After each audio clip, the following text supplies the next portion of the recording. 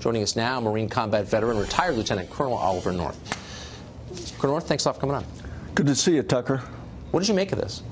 Well, I actually watched it. I was at Walter Reed Bethesda visiting a very ill member of the service. Stunned is the right word.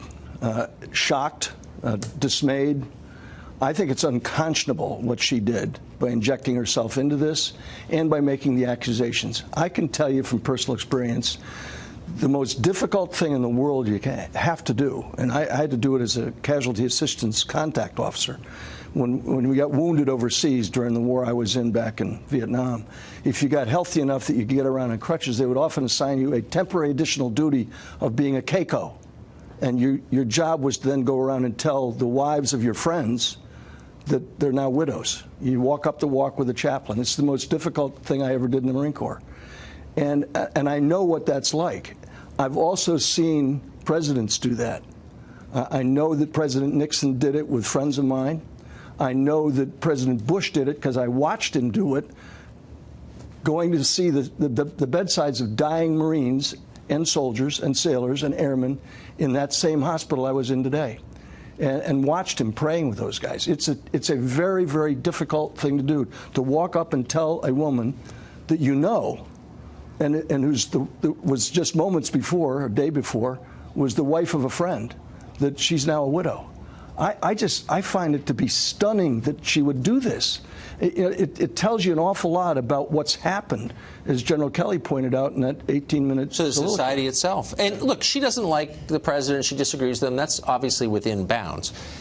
There's evidence that this is entirely political, and I want to put it up on the screen. So Congresswoman Wilson's point is Trump doesn't know anything about the family and he doesn't care. To explain that, she sent this tweet. I still stand by my account of the call between real Donald Trump and Maisha Johnson. That is her name, Mr. Trump, not the woman or the wife. Now, the irony here, which has not been noted by the press, is she misspelled the widow's name in that tweet. Yeah. So this is deep phoniness on display, buffoonish phoniness on display. You know, we talked earlier about the fact 30 years ago this past summer I was asked to testify. Well, actually, they subpoenaed me. Yeah, I remember. Yeah. So one of the questions that was asked was, the day that you left the White House had to be the worst day of your life. And my answer was, no, the worst days of my life were when I held dying Marines in my arms. And then I had to write to the families. And then sometimes go see them after I came back myself. And what presidents go through in trying to express their condolences is such a personal and such a private and such a difficult thing.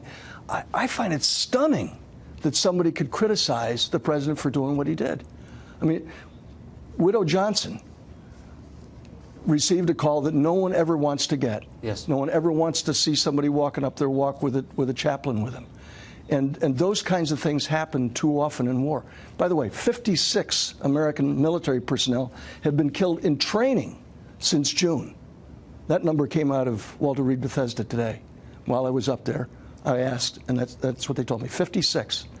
You think about all of those people now wondering, is some person going to jump up and put it on TV and grouse about something when this is a moment of bereavement? It's a very, very personal, intimate moment, and she's wrecked it, is what she's done. She's a wrecker. This Congresswoman Wilson is a wrecker. I don't have anything to add to that. Colonel, you said it better than anyone could. Thank you for that. I appreciate it. Good to be with you, Tucker.